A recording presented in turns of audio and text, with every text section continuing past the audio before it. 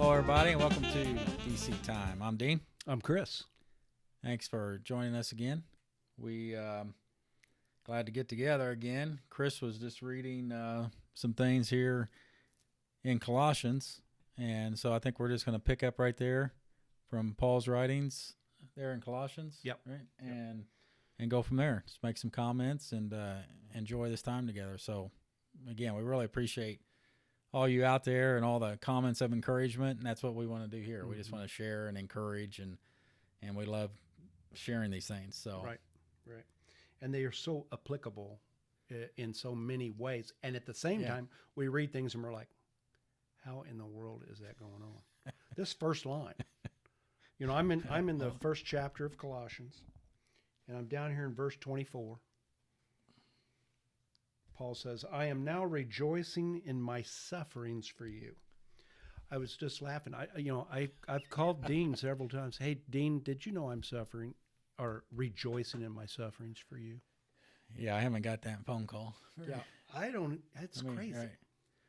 That's just what is he talking about there? I am now rejoicing in my sufferings for you, and am filling up in my flesh, in his stead, the deficiencies of the afflictions of Christ, for his body, which is the ecclesia, of which I became a dispenser in accord with the administration of God. Man. Which is granted to me for you to complete the word of God, the secret which has been concealed from the eons and from the generations, yet now was made manifest to his saints, to whom God wills to make known what are the glorious riches of this secret among the nations, which is Christ among you, the expectation of glory, whom we are announcing, admonishing every man and teaching every man in all wisdom, that we should be presenting every man mature in Christ Jesus, for which I am toiling also, struggling in accord with his operation, which is operating in me with power. I've yet to have that phone call with you about all of that. That's great. So we talked in Ephesians the same thing last week. Yeah. When you were in Ephesians 3:20, different things we looked back on. Talking about his power being operative in us, in Paul, which is operating. Yeah, it's crazy. You go down here a little bit further. I was just saying about the heart speech, and right down here he's saying in chapter 2, hearts may be consoled. I mean, it's amazing. Those first 5 verses of the second chapter, read those. That's some great stuff there too. That was another thing we were looking at before we turned the camera on. But Dean was also going to touch upon what Knox's commentary on that which I had read back here, starting around verse 25. Yeah, I was looking at that. He's got it not broken down here, not verse by verse. So kind of a section, right? And thing. You started around 24. Chapter 1, 24, 25. Yeah, Colossians 1. Yes.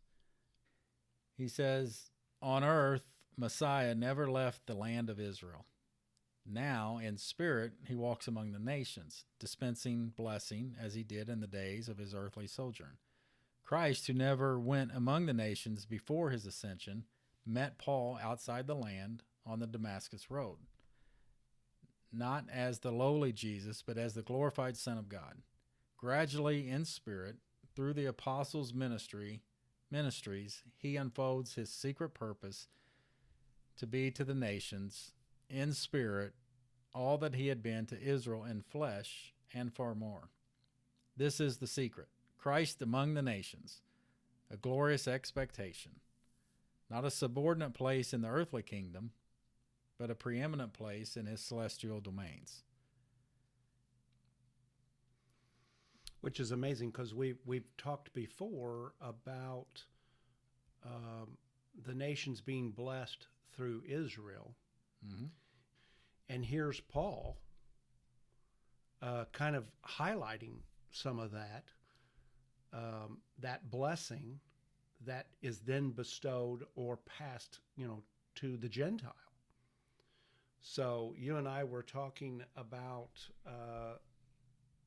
that relationship, that how interesting that must be or have been with Paul and Peter. Oh, yeah. To be on the earth at the same time. Yeah, it's fascinating to me. But here comes Paul saying, hey, I've got a message from Christ, the resurrected Christ, and it involves the Gentile. Right. And his blessings coming in to this understanding of who Christ the Messiah was and how great what occurred on the cross really is. Mm-hmm. It's huge. It's a big picture. You say all the time, we're reading these things, we can't quite put them into a frame of reference because we know they're much deeper than what we're able to go. Yeah, it happens all the time now. Reading. You read something so and much I'm like scratching my head trying to figure out. When they were writing things and talking, what exactly were they thinking? And so to get back, to try to get in their mind there a little bit, what did they know at the time? So that's interesting. There's so much here, though. And it comes, you see, like in Colossians, Ephesians, you see Paul, how what he's highlighting unity of the Spirit, love, peace, through his evangel that he brought, his message that he's bringing, obviously, and it just keeps leading him into this glorious expectation that's almost beyond words. Yeah. Like, what is he talking about in this celestial realm and all this? And it's beautiful. It's beautiful to us. So we love learning about it. And you and I have said all along, it's been amazing. And we use words like journey to describe it. And we talk about the things we ended up letting go of.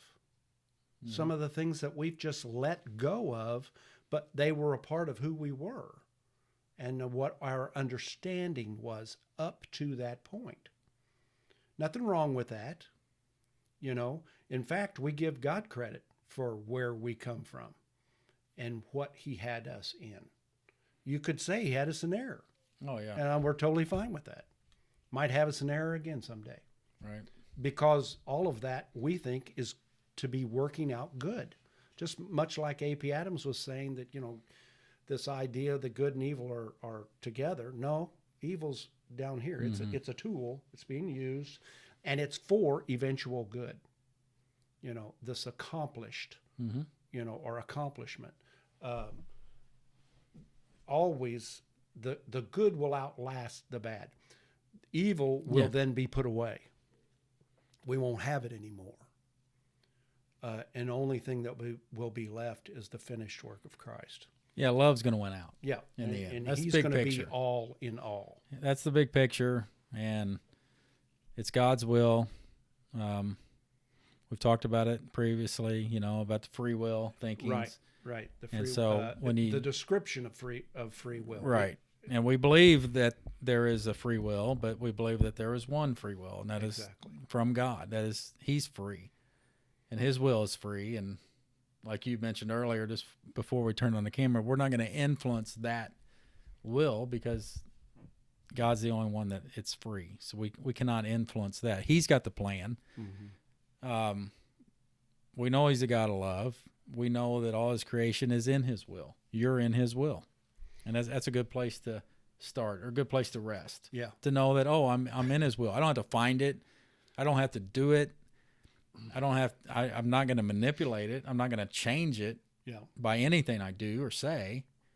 So to get into that mindset, that's a beautiful, beautiful mindset to get into. Wow, I'm in his will. And you're in it. I don't know who I'm talking to out there. But I know I believe you're his creation. Therefore, I believe you're a part of his will. He's perfectly got your life planned out for you. And love's going to win out. Whenever we began questioning the idea that God is the only one with a free will and we don't, that's a scary thing for a lot of people to think that you don't have your free will to make your own choices and stuff. But when we defined it, we talked about it being free of influences. A free will, by description, is a will free of influence. And then, it doesn't take very long, like the story of Jonah, to realize God is going to impose his circumstances on our lives. He's going to make the differences. He's going to be the one who influences our lives with circumstances and everything else. It takes me right back to, we shared a couple of weeks ago, I think I was saying Deuteronomy 4:35, and you found it and corrected it. It's Daniel 4:35.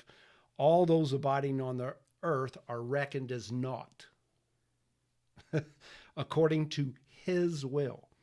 He is doing with the army of the heavens with those abiding on the earth, and there is no one who shall stay his hand or say to him, what have you done? That's the free will. And that's the way we want it, folks. That's who we want to have the free will, not us. Yeah. And just take comfort in that if that's new to you. Yeah. That's a journey. Like I said, I totally understand, or you get the resistance. Completely resisted it. that. Yeah, you resist. You think, but then our journey is taking us to where, oh my goodness, God's going to force his will. Please, God, force your will on me 24/7, please. Yeah. That's all I want. His force on me, his will in me, on me. I mean, because he's a good guy. He's a good father. He knows what he's doing. Exactly. So you're going to want that. And it's not hard to look into that and to realize, like I said, it's fascinating to look up studies within the scientific community and all that, how many of them study these things out and realize, oh, wait a minute here. Maybe we're not as free as we think. We're influenced by other things. Right. And once you're influenced by other things, well, then you're technically not 100% free. Right. Because you're influenced. Yeah. And they've studied all that out, and that's fascinating what some of them come to. It is, yeah. And they're the one, they'll, from a scientific viewpoint alone, will come to conclusions that you really, this free will thing, need to kind of define what you mean by that. What you mean by that, because you are constantly influenced by external things, and internal. Yeah, things we have no control over whatsoever. Yeah. Got news for you. I had some chili a few days ago. And there you go. And I was influenced by that chili. There you go. Right. So get a little cold, I go turn up the thermostat. And the free will thing now just popped in my head too. What's so amazing when I was coming on to the salvation of all, coming on, all those kinds of thoughts that were new at the time. Why would, if someone's free to make a choice, if you're going to believe or not, or go to heaven or not, and it's your free will, it's your choice. And I used to believe in this eternal torture chamber that I no longer believe in. Well, when somebody ends up there, why wouldn't they just change their mind then? Why wouldn't they use their free will to say, wait a minute, I don't want to be here. Right. I mean, they have free will, and they're like, oh, okay, yeah, I was wrong. I don't want to be here. Right. So then it's too late, right? Well, then, so is their free will taken away then? I mean, then do we believe it's taken away then, I guess? Yeah. So it's not a stretch to be like, well, maybe it's not taken away then. Maybe we never really had it. Yeah. Completely. It's interesting to look at it that way. Yeah. But if we have free will, and eventually somebody's going to see, our free will dictates what we do, and I mean, well, then I want to exercise it then and say, no, this is not what I want to do. I'm not for the eternal torture thing. After all, I was confused. Yeah. Sorry, I was confused. I don't want eternal torture. Then what's the answer? Yeah. What's the answer? Well, it's just too late now. I'm taking your free will away from you. Yeah. No, it is funny that, and what you said, now we're at a place where, I mean, I want to be completely dependent on his free will. Oh, yeah. I want to be lined up underneath it and rest in that. Right. Anyway. All right. Well, I'll just end here with something in Ephesians. From Paul. This is right after we read in 3. We was in 3:20, I think, last week a little bit. Here in chapter 4, he starts, I am entreating you then, I, the prisoner in the Lord, to walk worthily of the calling with which you were called, with all humility and meekness, with patience, bearing with one another in love, endeavoring to keep the unity of the Spirit I like that. I like this. I love it. All the I Spirit like that he talk. calls I love himself a prisoner of Yeah. Jesus Christ. Unity of the Spirit with a tie of peace, one body, one Spirit, according as you were called, also with one expectation of your calling. One Lord, one faith, one baptism, one God and Father of all, who is over all and through all and in all. Gosh. Yep. All right. That's good stuff. And deeper than we can appreciate right now, I think. Absolutely. So All right. Well, we love you all. Thanks so much for joining us. we'll see you again real soon. Yeah. See you next week. Take care. Bye.